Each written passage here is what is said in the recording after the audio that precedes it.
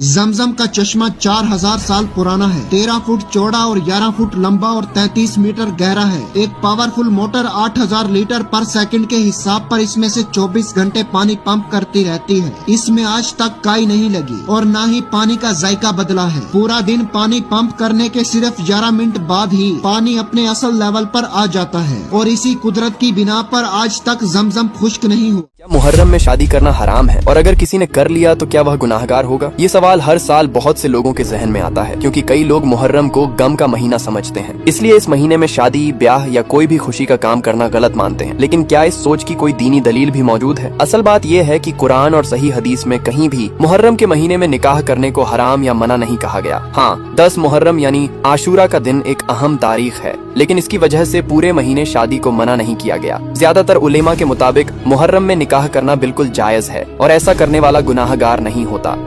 इस साल मुहर्रम की तारीख को लेकर बहुत से लोग कंफ्यूज हैं। कोई 16 जून बता रहा है तो कोई 17 जून। आखिर सही तारीख क्या है? दरअसल मुहर्रम इस्लामी साल का पहला महीना है और इसकी शुरुआत चांद दिखने के बाद होती है। रिपोर्ट्स के मुताबिक 15 जून की शाम को चांद नजर आने की उम्मीद है। अगर चांद दिख गया तो 16 जून से मुहर्रम शुरू हो जाएगा, लेकिन अगर चांद दिखाई नहीं दिया तो 17 जून से नया महीना शुरू होगा। इसलिए आखिरी फैसला चांद देखने के बाद ही किया जाएगा। एक हीरा इतना महंगा होता है कि अगर किसी भी इंसान को मिल जाए तो उसे रातों रात करोड़पति बना सकता है। लेकिन क्या आपने कभी सोचा है कि इस दुनिया में सबसे पहले हीरा किसको मिला और इसकी खोज कैसे की गई? वैसे तो हमारी दुनिया में हीरा कितने टाइम से है ये तो अल्लाह ही बेहतर जानता है, लेकिन 300 साल पहले इंडिया पाकिस्तान के इलाके में ही थोड़े बहुत हीरे मिला करते थे। उसके बाद 1725 में ब्राजील के अंदर भी हीरो की खोज की गई, लेकिन अभी भी इनकी तादाद बहुत कम थी। फिर 1868 में साउथ अफ्रीका में एक 15 साल के लड़के को कीमती खजाना मिला, जब वो अपने घर के पास वाले रिवर के किनारे चल रहा था, जिसका नाम था ऑरेंज रिवर। इसी जगह उस लड़के को हीरे का काफी बड़ा टुकड़ा मिला था, जिसके बाद लोग इसकी तलाश में इसी इलाके में आने लगे और इसी तरह से पूरी दुनिया में हीरो की डिस्कवरी होने लगी। क्या आपने कभी हीरा देखा है? इस दुनिया का इनमें से सबसे बड़ा जनाजा किसका है? सबसे पहले इराक के लीडर सद्दाम हुसैन। दोस्तों, इनका जनाजा और दफन बहुत ही कम लोगों की मौजूदगी में हुआ था, जिसमें सिर्फ करीबी लोग ही शामिल थे, क्योंकि दोस्तों उस टाइम सिक्योरिटी की वजह से जनाजे में ज्यादा लोगों को शामिल होने की इजाजत नहीं थी। सेकंड पर है आयतुल्लाह रुहुल्लाह खमनाई। दोस्तों, इनका जनाजा दुनिया के सबसे बड़े जनाजे में गिना जाता है। 1989 में जब ईरान के इस लीडर की मौत हुई थी तो अंदाजन इनके जनाजे में 1 करोड़ से ज्यादा लोग जमा हुए थे। फर्स्ट पर आता है अली खमनाई का जनाजा। दोस्तों, उन्हें लास्ट 9 जुलाई को दफनाया जाएगा। एक्सपर्ट्स के मुताबिक यही इतिहास का सबसे बड़ा जनाजा होगा, जिसमें 30 से 35 मिलियन यानी 3 करोड़ लोग जमा हो सकते हैं। वैसे आपको क्या लगता है, रिकॉर्ड टूटेगा?